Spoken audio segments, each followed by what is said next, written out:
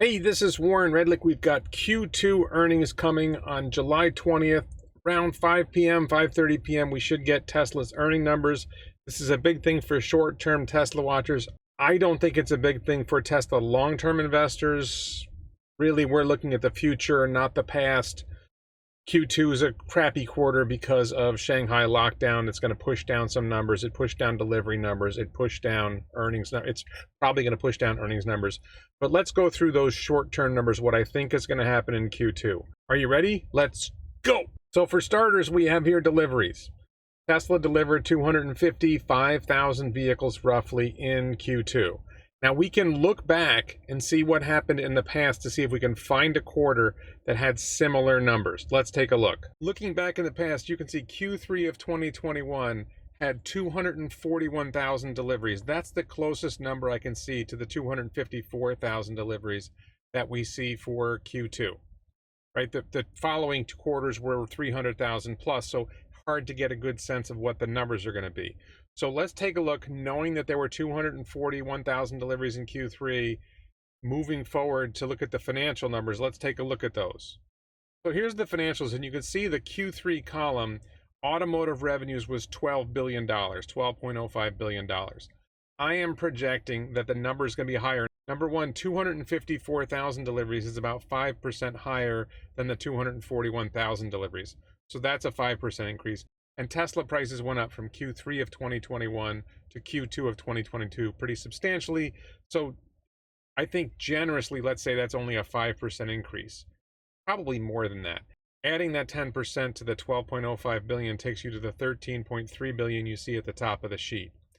Dropping down, look at total revenues, and you can see that the jump from automotive revenues to total revenues in Q1 2021 was 1.4 billion right up here, and then went to 1.7 billion for 3 quarters, and then in Q1 2022 went up to 1.9 billion.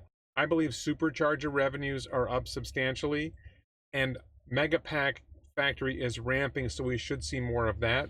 So I'm projecting 2.1 billion jump from that number. So instead of 13.3, let me show you on the next chart.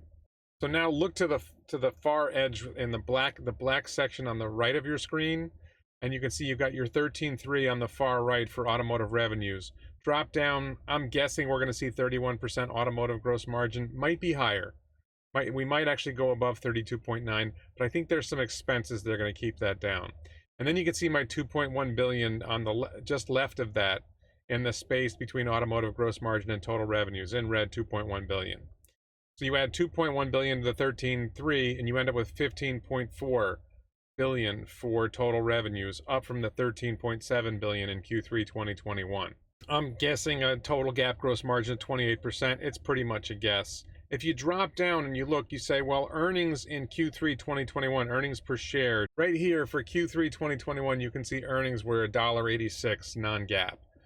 So given that we have a bigger jump in revenue and a bigger jump in total revenue, even though you've got a Bitcoin hit, maybe another hit for the layoffs, I think you're still going to see the earnings per share be higher than that $1.86, but still well below Q4's $2.54. This Q4 was a much bigger jump. So ballpark $2 a share, earnings per share. I think analyst estimates are much lower than this. I don't understand why anybody would think the earnings are going to be much lower than the $1.86 that we saw in Q3. I could be wrong. Again, I don't think this is terribly important. I think the long-term stuff is more important. The fact that production is up and going up higher is the biggest deal. Last thing, I just included free cash flow at 2 billion. I might be higher than that. I think we're going to see significant free cash flow because I think cash flow was held back by paying off debt in previous quarters, like Q1. I think they paid off some debt. They're not going to be paying off debt this quarter because I don't think there's any debt left to pay off. So I'm ballparking that free cash flow at 2 billion. I think the cash pile might go up from 17.5 billion to 18 or 19 billion. So those are some thoughts on what's going to happen with these numbers. That gives you an idea what's happening for Q2, what the numbers are likely to be. What's really important is what's happening going forward. Shanghai Model Y line is now supposedly up and running according to Rob Maurer. I think he's relying on Wuhua or somebody else in China. Model 3 line is being revamped and will probably be ready soon. Shanghai is heading towards 1 million vehicles a year production. So 2023, Shanghai alone should produce more than 1 million vehicles. especially on top of that, they may add a second factory. They're supposedly adding a second factory. We don't know when that's going to be built. We don't know when that comes online. That's going to add more. Texas and Berlin are ramping. Fremont is likely growing at least a little. If you go back and you look at 2021 and say 936,000 vehicles, and you say, well, we're going to go from 1.5 factories in 2021 to maybe 4.5 factories in 2023, and the newer factories are more efficient and more productive than the older factories. So we should see 3 million plus for 2023 in terms of vehicle deliveries. Now, you can't control whether there's some other lockdown, there's some other exogenous event that intervenes, lightning strikes and destroys a factory, who knows, all kinds of crazy things can happen. But assuming things stay relatively normal, 3 million is not a crazy outcome for 2023. It's a big jump over what we're seeing for 2022 because 2022 has been artificially suppressed by the Shanghai lockdowns. That looks like a doubling from the likely 1.5 million for 2022, but really 2022 should be closer to 1.8 million, held back by all these exogenous events, chip shortages, Shanghai lockdowns, etc. Moving forward to 2023, a lot of these things that are hampering Tesla's growth should be out of the way.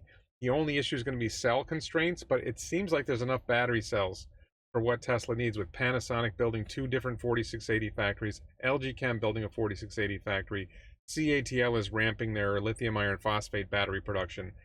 I think we're going to see a gangbuster year in 2023 of 3 million vehicles or more, and that's going to be game changing. And that's the kind of thing when people wonder, when is Tesla stock going to break out of this, plateau it's in? I don't know. I mean, I think if we see big numbers in Q3 and Q4, that might help. But really, you look at Q4, if Q4 they deliver 500,000 vehicles in the quarter, and they're ramping, and they're building the Shanghai Gigafactory, and they're getting ready to start production of Cybertruck, and you just put that all together and say, okay, when Berlin and Texas fully ramp in 2023, and you add all this together, that's why I think we're going to see 3 million vehicles in 2023, and that's the real driver of the company. Plus, we're going to have announcements of new factories sometime late 2022 into 2023, and that's going to drive a lot more expectation of growth, because we're going to hear about robo-taxi factories, we're going to hear about Cybertruck production, so much great stuff happening. This is really exciting. And of course, please check out the t-shirts. Tesla's the next Tesla at elonbits.com. I'm wearing this shirt right now. Tesla's the next Tesla. I was wearing Cybertruck yesterday. These shirts are great shirts. I wear them all the time. Check out my other videos. Support this channel on the Locals platform, on Patreon, or as a YouTube channel member. Please subscribe, and thank you so much for watching.